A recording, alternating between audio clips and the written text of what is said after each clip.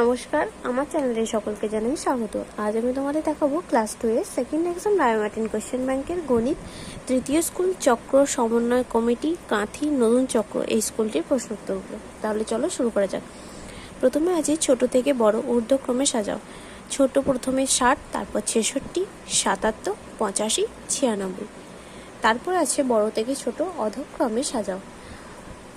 50, 48, 88, 77, 40 আছে। তাহলে বড় থেকে ছোট কীভাবে সাজাবো? প্রথম লিখব 88, তারপর 77, তারপর 50, তারপর 48, তারপর 40।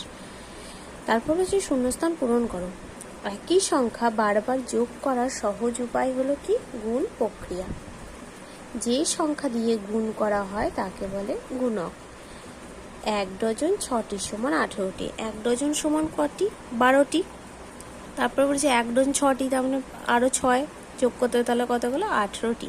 1 ডজন সমান 12টি, তার সাথে 6 যোগ করলে হয়ে যাবে 18টি। ড্যাশ গুণ গুণক সমান গুণফল। গুণ্য গুণ গুণক সমান গুণফল।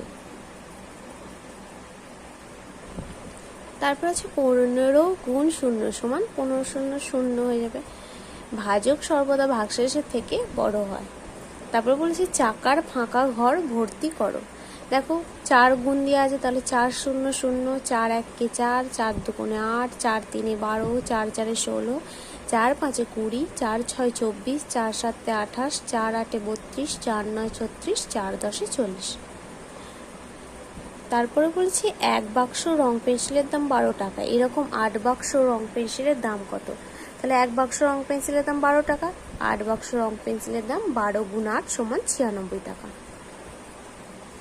তারপরে বলছি জেরিনা 27টি পুঁতি দিয়ে মালা গেঁথেছে। পলি 17টি পুঁতি দিয়ে মালা গেঁথেছে। কার মালায় পুঁতি বেশি আছে? তাহলে সব থেকে কার মালায় পুঁতি বেশি আছে? 27টা বেশি, তার মানে জেরিনা। দেখো বিয়োগটা করেছি, বিয়োগটা তোমরা করতেও পারো নাও করতে পারো। এখানেই বোঝা যাচ্ছে কার মালায় বেশি আছে, জেরিনার মালায় বেশি আছে পুঁতি।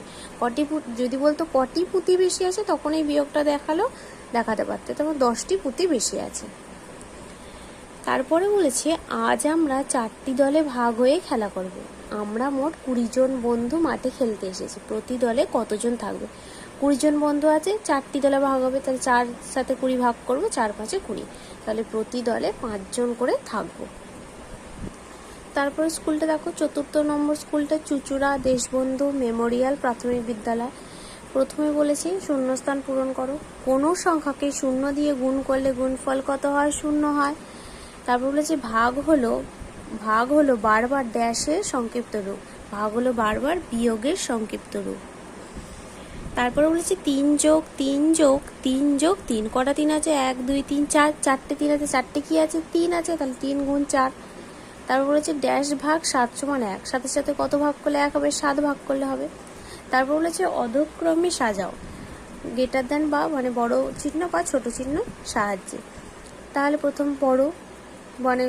বড় থেকে ছোট অধক্রমে সাজাও, তার মানে হবে 84, তারপর 75, তারপর 57, তারপর 48, তারপর এটা 50 হবে, তারপর এখানে হবে 48।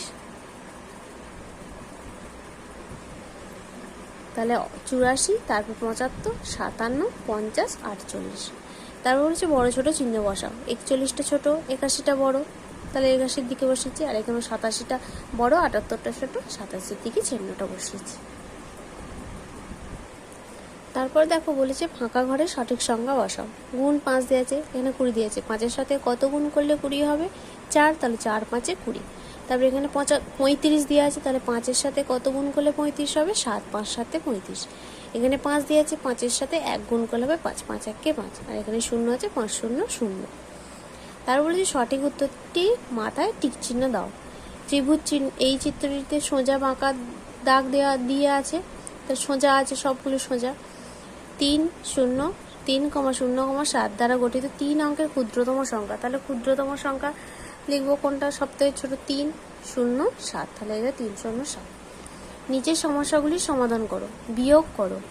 74 28, 4টা কত হতে হবে? 14, তাহলে 8 থেকে 14 বিয়োগ করলে হবে 6। হাতে রইল একটা, এখান থেকে বাদ চলে যাবে, হয়ে যাবে 6, তাহলে 2 থেকে 6 বিয়োগ করলে যাবে 4।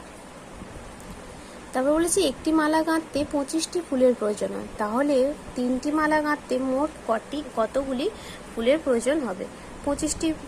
ফুলের প্রয়োজন। 3টি মালা গাঁথতে 25 সাথে 3 গুণ করতে হবে, তাহলে 25 গুণ 3 75টি।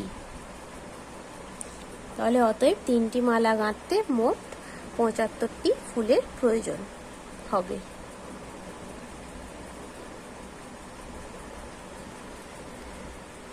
যদি তোমাদের ভিডিওটি ভালো লেগে থাকে তাহলে অবশ্যই লাইক, কমেন্ট, সাবস্ক্রাইব এবং শেয়ার করতে ভুলো না। ধন্যবাদ।